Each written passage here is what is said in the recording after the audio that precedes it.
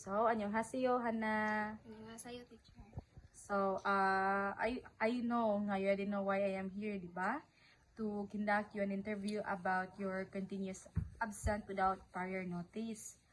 So, Hana, kaya, di ba, the last time, nag-ask, ay gitagani ag chance, nag-ask ko nimo nga unsa ka, nga why you're absent in that day, and then, nag-explain man po gid ka. Fortunately, nag-explain man gid ka. But, naamon jud kay mga mga absences good nga wala ko kahibalo ngano ingon ana because you did not message me or friends man gid mi sa Facebook sa imong ate o sa imong kuya, so wala gyapon ko nadawat nimo nga nga message. And di pa nag-ingon na sad ko daan nga if you are sick, if nakayad tuon, message daan kay aron ma-excuse, mapangitaan og way or ka nang supposedly ma-excuse ka. So Hana, I would like to ask you, why were you absent without prior notice? Anong absent ka niya? Wala ka naka-message sa ako Alam mo dyan kaya ang akong cellphone ko kay gamitin ko pa ako bakit ang katong kuhan siya katong na kuhan siya kaso katong kuhan na itong party atong yuta. Okay. Anya? Niya ka na, hindi gamit na ko ang cellphone. Para ikuan dito ba kay ang kanang akong number. Ang number ang gikuan sa imong phone ang gigamit. Okay. Imong phone ba kay gihatag sa sponsor? But you know the rules manunta, di ba? Nga dapat ikaw ra ang mo use. Yeah. So, valid man po din noon.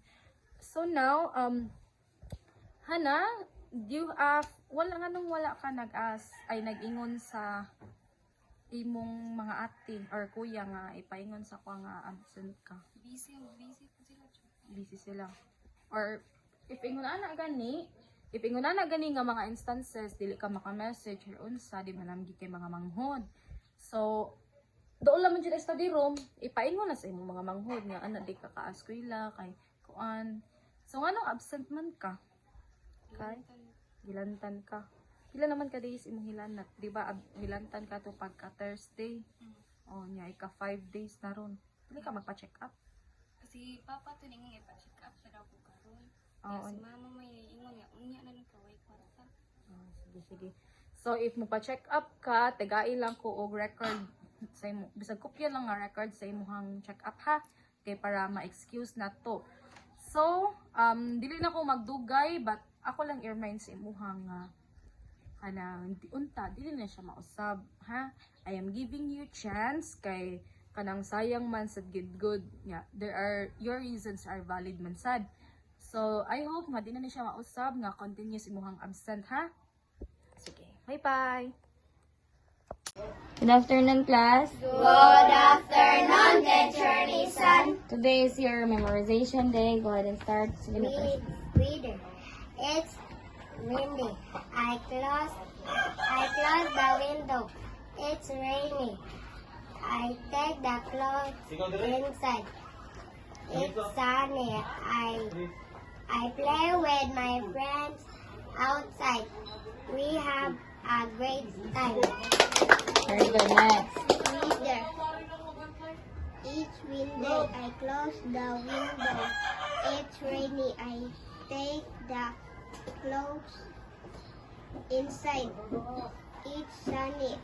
I play with my friends outside. We have a great time. Very good. Next. Reader. It's windy. I close the window. It's sunny. It's rainy. I take the clothes inside. It's sunny. I play with my friend outside. We have a great time. Very good. Next. Window. It's windy. I close the window. It's rainy. I take the clothes inside. It's sunny. I play with my friends outside. We have a great time. Very good. Next. Window.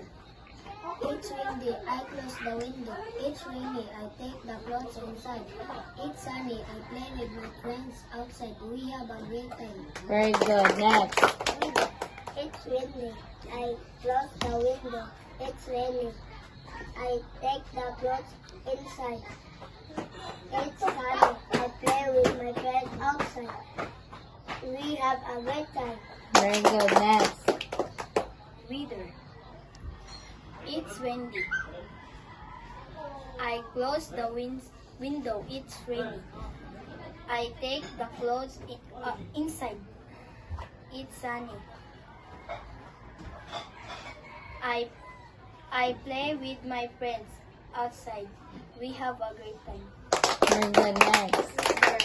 It's windy. I